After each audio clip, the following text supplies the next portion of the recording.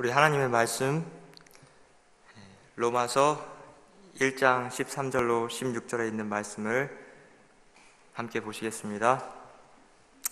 로마서 1장 13절로 16절에 있는 말씀입니다.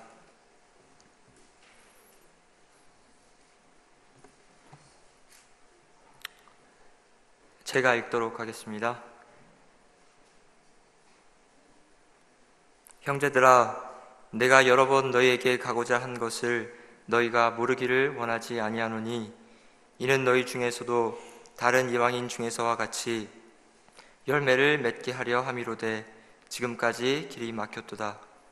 헬라인이나 야만인이나 지혜 있는 자나 어리석은 자에게 다 내가 빚진 자라. 그러므로 나는 할 수 있는 대로 로마에 있는 너희에게도 복음 전하기를 원하노라. 내가 복음을 부끄러워하지 아니하노니 이 복음은 모든 믿는 자에게 구원을 주시는 하나님의 능력이 됨이라. 먼저는 유대인에게요 그리고 헬라인에게로다. 아멘. 우리 귀한 특장 주신 집사님 너무 감사합니다. 부족한 제가 하나님 말씀을 어떻게 대언하겠습니까 하고 이렇게 기도하는 마음으로 앉아있을 때에 저는 개인적으로 여호와는 나의 목자시니 내게 부족함이 없으리로다 하는 그 찬양이 제게 먼저 주시는 하나님의 말씀이었다고 생각됩니다. 그래서 너무 감사합니다. 선생님 안녕하세요. 네.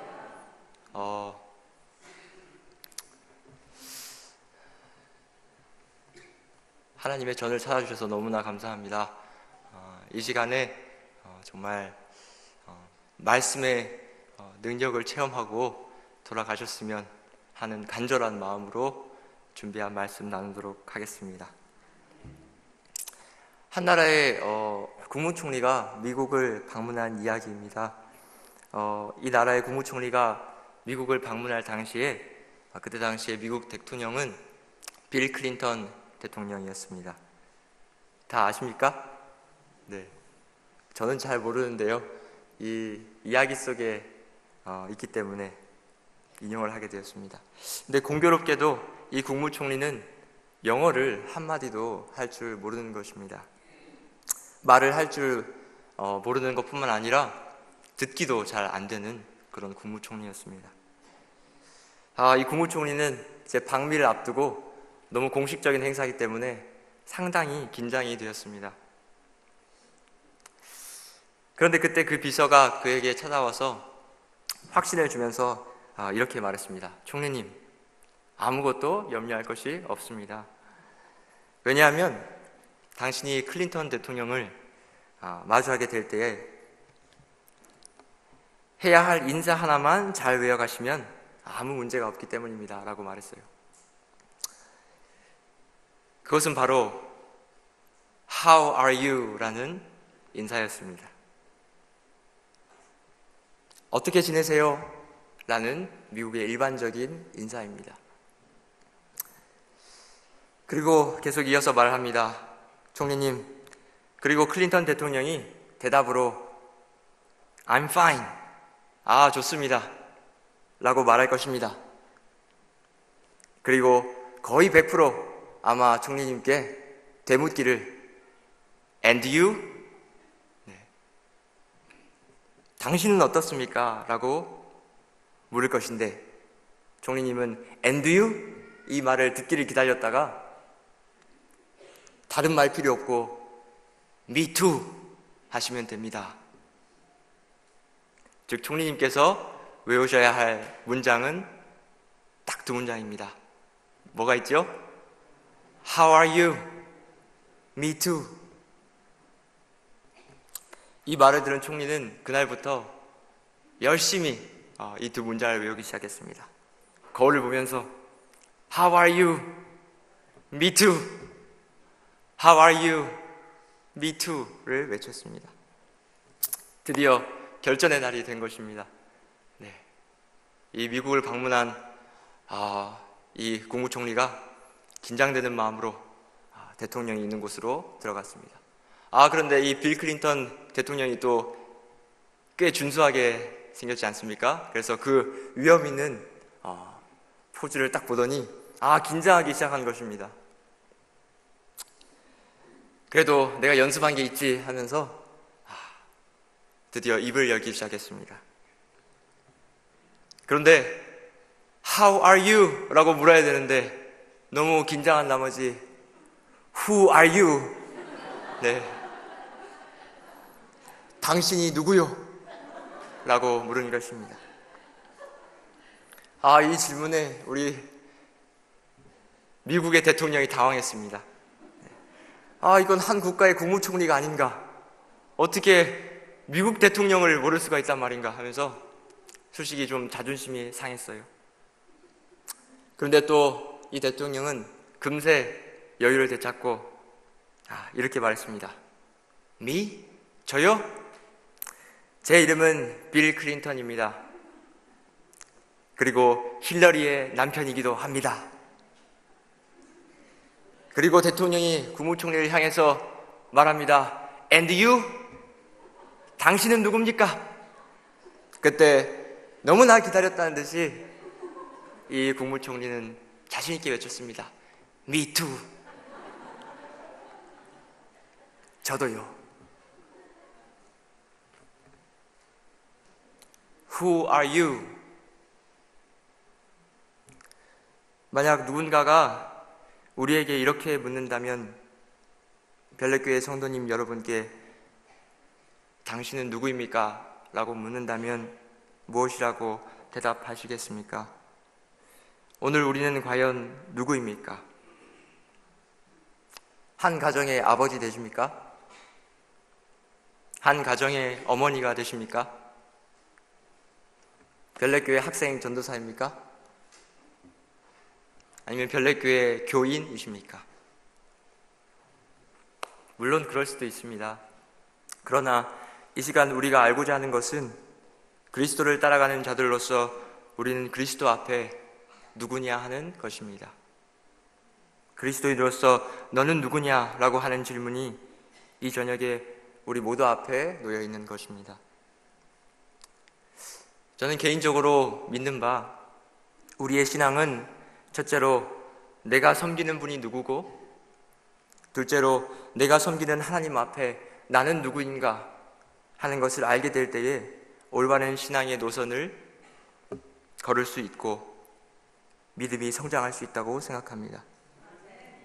하나님이 크게 사용하신 성경의 여러 인물들의 특징을 살펴보면 그들 또한 하나님이 누구시고 자신이 누구인지를 깨달았을 때에 그들의 삶이 변한 것을 볼 수 있습니다. 모세는 히브리 어머니의 뱃속에서 히브리 사람의 피를 가지고 태어났지만 오랜 애굽 생활 속에 하나님이 누구인지를 정확히 알지 못했습니다. 그런 동족을 위하여 그에게 무언가 할 일이 있다고 굳게 믿고 있었지만 그 위대한 일들을 주장하시는 하나님이 어떤 분이신지는 잘 알지 못했습니다. 모세가 호렙산에서 떨기나무 가운데 나타나신 하나님을 만나게 되었을 때 그는 그때까지도 하나님이 누구신지를 알지 못했습니다. 그와 반대로 그는 자신이 누구인지는 잘 알고 있는 사람이었습니다. 그는 자신이 하나님께서 명령한 일을 수행하기에는 너무나 부족한 사람이라는 것을 알았습니다. 그는 본래 말을 잘 하지 못하는 자임을 알았습니다. 입이 뻣뻣하고 혀가 둔한 아무런 능력 없는 자라는 것을 알았습니다. 그러나 그에게 정말 부족한 한 가지가 있었는데요. 그것은 바로 그 자신이 누구인지는 알았지만 그가 섬기는 하나님이 어떤 분인지는 잘 알지 못했다는 것입니다.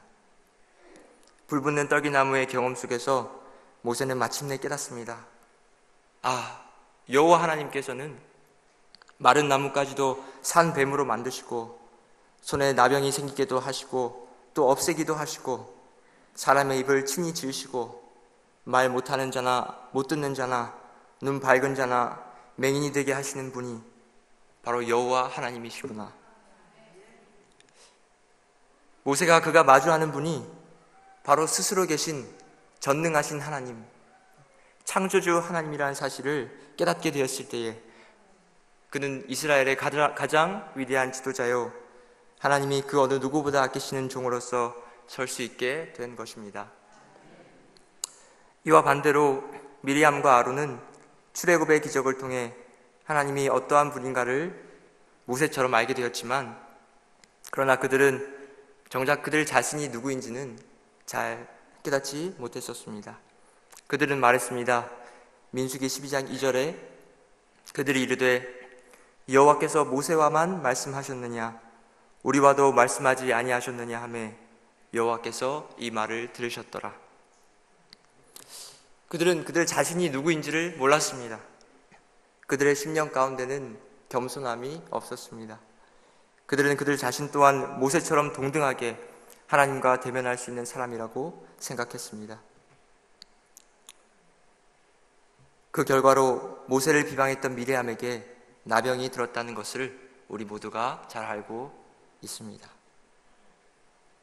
자신이 누구인지는 알았지만 하나님이 누구인지 몰랐던 모세, 그가 하나님이 누구인지를 알게 되었을 때 바로 그때 애굽의 노예였던 이스라엘에게 새로운 역사가 시작된 것이었습니다. 이와 반대로 하나님이 누구신지는 알았지만 자신이 누구인지 몰랐던 또 한 명의 대표적인 인물이 있습니다. 이 사람도 마찬가지로 자신이 누구인지를 알게 되었을 때에 그의 신앙의 노선은 달라지고 그의 삶은 변화를 경험하게 됩니다. 그 사람은 바로 베드로입니다. 수많은 신학자들이 꼽는 기독교 역사상 가장 위대한 신앙의 고백이 있다면 그것은 바로 마태복음 16장 16절에 나타난 주는 그리스도시요 살아계신 하나님의 아들이시니이다 라고 하는 고백일 것입니다. 예수님은 바요나 시몬아 네가 복이 있도다. 이를 너에게 알게 하니는 혈육이 아니요 하늘에 계신 내 아버지시니라 라고 하시면서 이 고백을 축복하시고 더 나아가 너는 베드로라. 내가 이 반석 위에 내 교회를 세우리니 음부의 권세가 이기지 못하리라고 까지 말씀하셨습니다. 베드로는 그가 섬기는 예수님이 누구인지를 그 어느 제자보다 더 명확하게 알고 있었던 것입니다. 그러나 베드로에게도 문제가 있었는데요. 바로 자기 자신이 어떤 사람인가 하는 것을 제대로 알지 못했다는 것입니다. 예수님께서 잡히시기 전 베드로는 예수님께 고백합니다. 시몬 베드로가 이르되 주여 어디로 가시나이까? 예수께서 대답하시되 내가 가는 곳에 네가 지금은 따라올 수 없으나 후에는 따라오리라. 베드로가 이르되 주여 내가 지금은 어찌하여 따라갈 수 없나이까? 주를 위하여 무엇을 버리겠다고요? 내 목숨을 버리겠나이다. 주님을 위해서 목숨을 버리겠다고 하는 이 베드로의 마음이 진심이었을까요? 네, 이 마음은 진심이었습니다. 예수님을 사랑하는 그의 마음은 정말 진심이었습니다. 예수님께서도 그의 그런 마음을 잘 알고 계셨습니다. 그러나 베드로는 그 자신이 그 말을 지킬 수 없는 사람이라는 것을, 그리스도의 은혜와 도우심 없이는 어떤 것도 할 수 없는 그저 연약한 인간이라는 것을 잘 알지 못하였던 것입니다.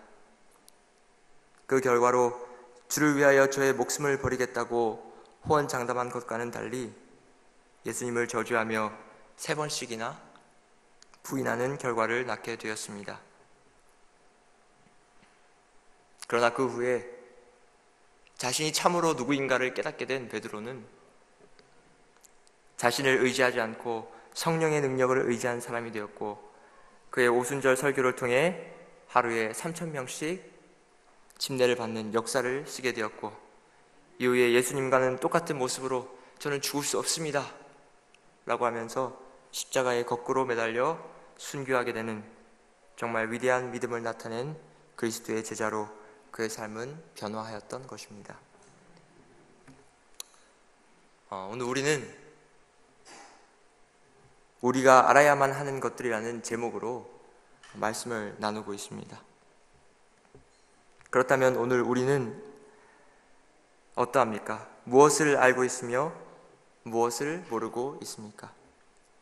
무엇을 알고 있다고 오해하고 있으며 무엇을 모르고 있다고 우리는 착각하며 살고 있습니까?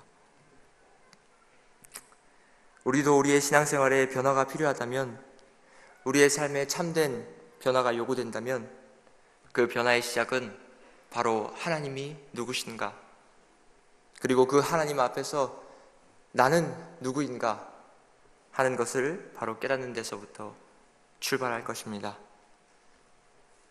그렇다면 성경은 우리로 하여금 하나님이 누군지 어떻게 알라고 가르칩니까?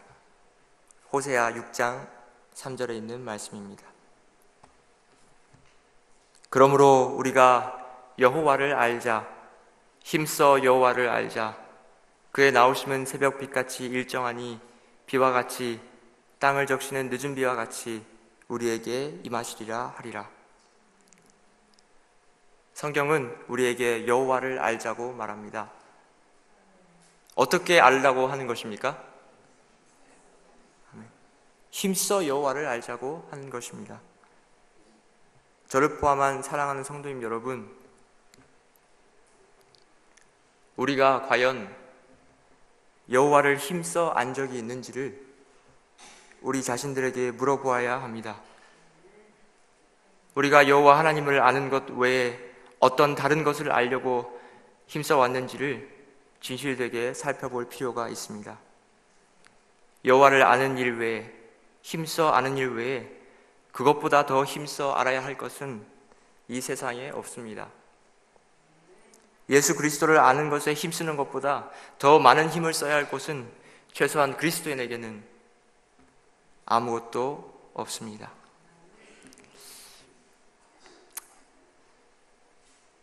이 자리에 있는 우리 사랑하는 학생 여러분, 이 시간을 빌어서 학생 전도사로서 여러분께 드리고 싶은 정말 중요한 진리는 바로 이것입니다.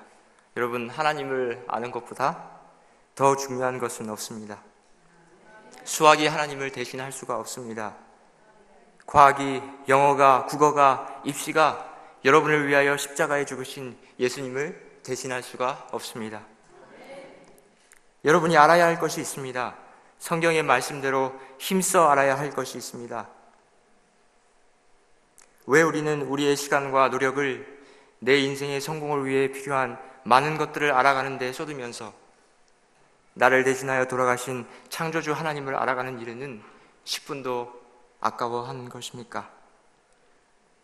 왜 우리는 책상에 앉아서 3시간, 4시간도 공부하면서 예수 그리스도 앞에 무릎 꿇는 일에는, 두 손 모아 기도하는 일에는 3분도 또 4분도 힘겨워하는 것일까요?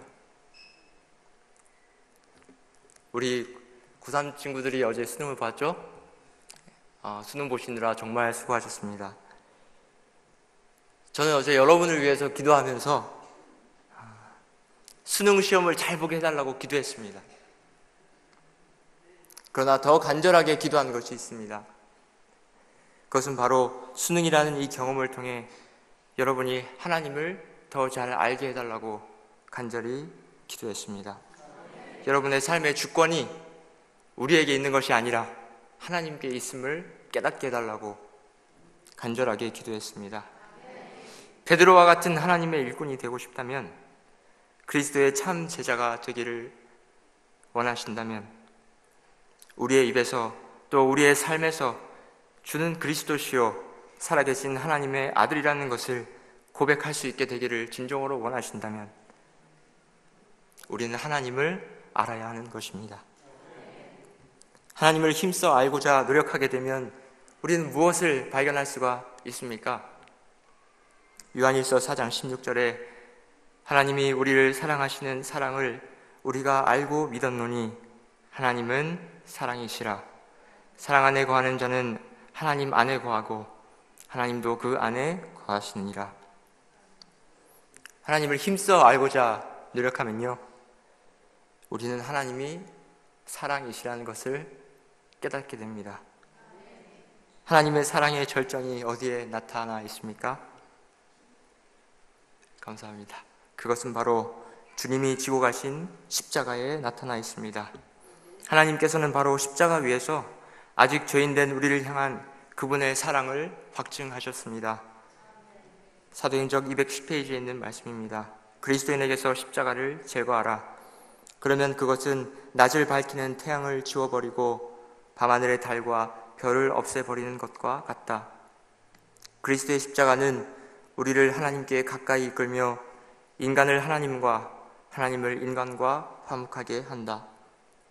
하나님께서는 십자가, 곧 인류를 절망적인 불행에서 구원하여 당신께로 이끌고자 당신의 아들을 보내어 겪게 하신 그 고통을 바라보신다.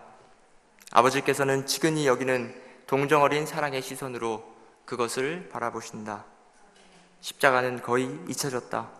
그러나 십자가 없이는 아버지와 연결될 수 없고 하늘 보좌 가운데 계신 어린 양과 하나 될 수 없으며 내팽개쳐진 의와 진리의 길로 되돌아가고자 방황하는 자들을 환영하지도 못하고 심판의 날에 범죄자를 위한 소망도 없다. 십자가가 없다면 강한 원수의 세력을 정복하기 위한 방법은 전혀 없다.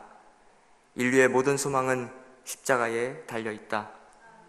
죄인이 십자가에 가까이 이르러 자기를 구원하기 위해 돌아가신 분을 바라보게 될 때 그는 온전히 기뻐할 것인데 이는 그의 죄가 용서받았기 때문이다. 십자가 앞에 무릎을 꿇음으로 그는 인간이 도달할 수 있는 가장 높은 위치에 이르게 되었다. 예수님의 십자가를 묵상함을 통해 하나님 그 사랑의 깊고 넓음이 어떠한지를 아는 것, 즉 우리가 섬기는 하나님이 누구신지를 정말 가슴으로 알게 되는 것은 우리의 신앙과 삶에 이전에 경험하지 못한 큰 변화를 가져오게 될 것입니다.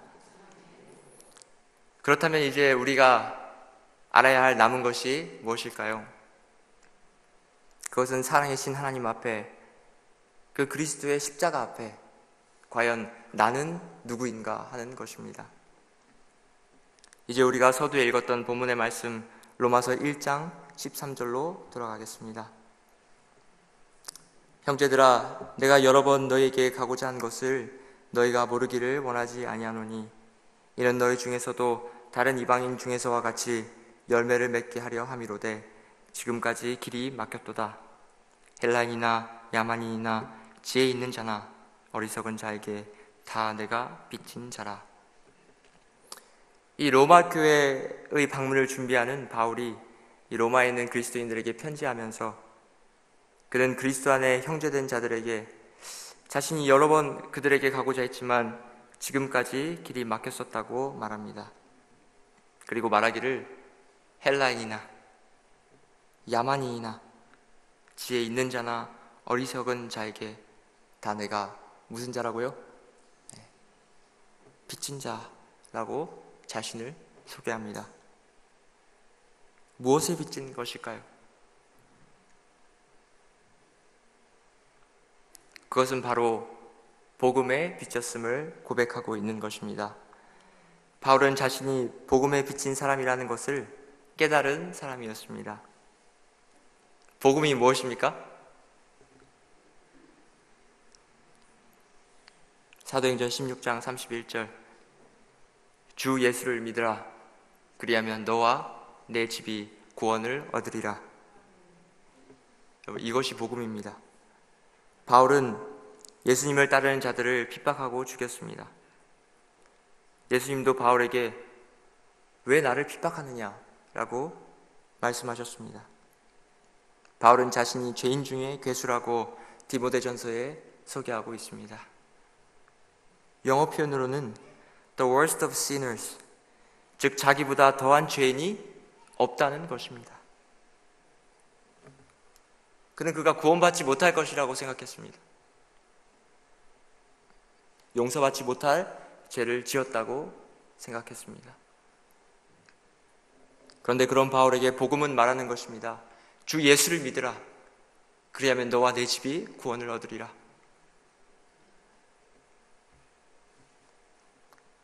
그는 예수 그리스도의 보혈로 구원받게 된 것입니다. 바울은 자신이 복음의 큰 빚을 지게 된 사람인 것을 알았습니다. 그래서 그는 고백하는 것입니다. 나는 빚진 사람이다. 예수를 알지 못하는 이 세상 모든 사람에게 빚진 사람이다. 헬라인에게도, 지혜 있는 자에게도, 어리석은 자에게도, 심지어 야만인에게도 나는 빚진 자라는 것입니다. 왜냐하면 그 자신이 바로 복음의 빚을 진 사람이었기 때문입니다. 성도님들, 우리는 어떤 빚을 지고 있습니까? 아파트의 빚을 지고 계십니까? 신용카드 빚이 있으십니까? 우리 학생들은 학자금 대출 갚을 돈이 있으신가요?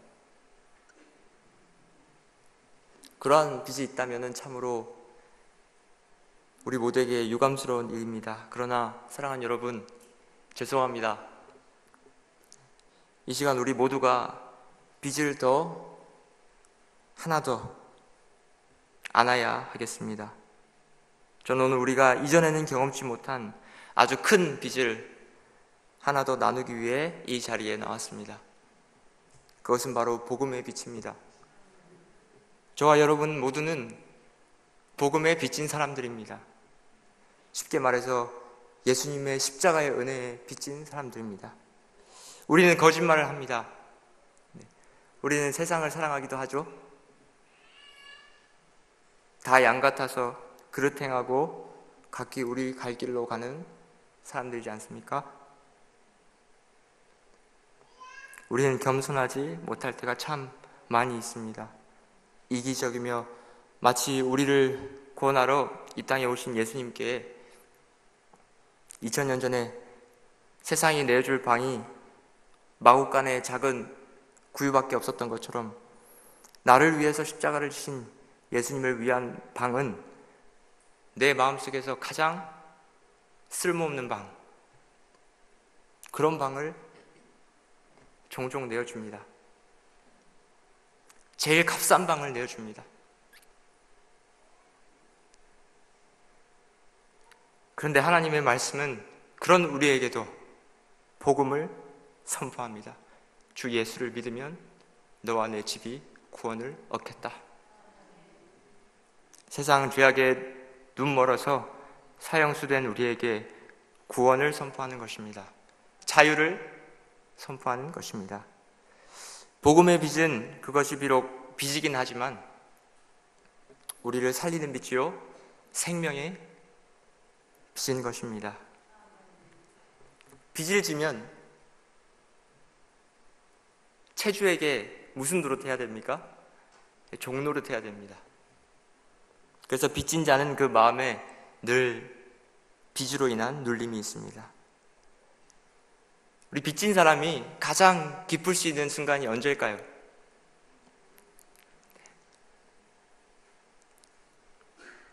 그 빚을 갚을 때입니다. 제가 초등학교 때 일로 생각하는데요. 부모님이 들어오셔서 저녁에 오늘은 외식이다 그러시는 거예요. 저 집 외식을 잘 하지 않았기 때문에 누구 생일도 아닌데 무슨 외식인가 했었어요. 근데 무작정 부모님을 따라서 나가서 그때 당시에는 제가 채식주의자가 아니었습니다. 근데 제일 그때도 맛있는 걸 사주신다고 치킨 가스를 누나와 함께 다 먹으러 갔었어요. 아직 잊지 못한데 라라 양식 이런 곳이었어요. 오늘 왜 외식을 하냐고 물어봤습니다. 저희 부모님의 얼굴이 상당히 밝은 표정이었어요. 그때 저희 아버지가 말씀해 주셨습니다. 오늘 우리가 빚을 갚았다. 빚진 자가 경험할 수 있는 가장 행복한 순간은 빚을 갚는 순간인 것입니다. 부디 이 말씀을 잘 기억해 주시기 바랍니다. 그렇다면 저와 여러분이 가장 기쁠 때는 언제일까요? 그리스도인이 가장 복될 때는 언제일까요? 그것은 바로 복음을 전하며 빚을 갚을 때입니다. 우리가 온전히 복음의 종 노릇할 때에 가장 기쁘고 평안함을 느끼는 것입니다. 우리가 복음을 전하지 않으면 마음에 힘이 없고 평안이나 자유가 없습니다. 왜냐하면 우리가 다 복음에 빚진 자들이기 때문입니다. 이사야 50장 1절에 내가 어느 체주에게 너희를 팔았느냐? 보라, 너희는 너희의 죄악으로 말미암아 팔렸고, 우리 죄악으로 말미암아 팔린 바 되었지만 그리스도께서 우리를 그분의 피로 사셨습니다. 우리 모두가 복음에 빚진 자인 것입니다. 사랑하는 성도 여러분, 오늘 우리는 우리가 반드시 알아야 할 것이라는 주제로 말씀을 나누었습니다. 우리가 반드시 알아야 할 것은 바로 하나님이 누구신지, 그리고 내가 그 하나님 앞에 누구인지를 깨닫는 것이 우리의 신앙과 삶의 변화를 위해 꼭 필요한 요소임을 나누었습니다. 그리고 그에 대한 답으로 우리는 성경을 통하여 하나님은 사랑이시라는 것과 무엇보다도 그 사랑이 절정을 이룬 십자가의 그리스도를 기억해야 한다고 배웠습니다. 또한 그 십자가의 사랑을 깨달음으로 우리 모두가 이 세상에서 실제적으로 가난하든지 아니면 돈이 많아서 부유하든지를 막론하고 다 복음에 빚진 자들이라는 것을 깨닫게 되었습니다. 끝으로 그 빚진 자들은 그 진 빚을 갚으며 살아갈 때에만 참 기쁨을 누릴 수 있다는 것도 배우게 되었습니다. 저는 개인적으로 빚을 참 많이 졌습니다. 그래서 조금이라도 그 빚을 갚기 위해서 저는 이 길을 걷고 있습니다. 저는 이 자리를 빌어서 우리 별내교회 성도님들께 정말 감사하다는 말씀을 드리고 싶습니다. 왜냐하면 제가 많은 빚을 복음에 졌을 뿐만 아니라 지난 약 2년 동안 우리 별내교회 성도님들과 또 교회에 많은 빚을 졌기 때문입니다. 주신 사랑과 관심, 또 훈계, 또 저를 위한 응원과 기도, 다 어떻게 갚아야 할지는 잘 모르겠습니다. 개인적인 인간으로서 이 빚을 어떻게 갚아야 될지는 잘 모르겠지만 전도사된 직분으로 이 빚을 갚는 길은 더 열심히 복음을 전하는 일이라고 생각합니다. 그렇게라도 여러분께 진 빚을 갚기 위해서 저는 부족하지만 도심에 넉넉하신 우리 하나님을 의지하고 교회를 위해 충성하면서 살겠습니다. 이것이 별내 성전에서 여러분께 드리는 처음이자 마지막 설교였는지는 모르겠습니다. 그러나 시간이 흐를수록 또 세월이 지날수록 우리 모두가 하나님을 더욱 사랑하고 서로를 더욱 사랑하고 주의 말씀을 더욱 사랑하고 복음 전파의 사명을 사랑해서 별내에 있는 또 더 나아가서는 세상에 있는 많은 영혼을 구원하고 하나님과 세상 앞에 우리가 다 복음의 빚진 자임을 말이 아니라 삶으로 증거하게 되시기를 간절히 바라면서 말씀을 마치겠습니다.